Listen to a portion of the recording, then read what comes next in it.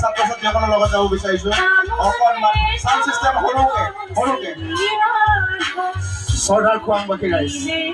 এইগৰাকী ছাত্ৰী ক্লাবৰ শ্ৰেষ্ঠ ৰাষ্ট্ৰীয় পৰ্যায়ত শ্ৰেষ্ঠ কিতাপ অৰ্জন কৰিবলৈ সক্ষম হৈছিলে দুনয়নাই ভূঞা মাক আছে খুব জড়িত খুব ধুনীয়া ধন্যবাদ বাইদেউ আপোনাৰ বেছিকৈ কৈছোঁ বুলি নাভাবিব কাৰণ আমি শিক্ষক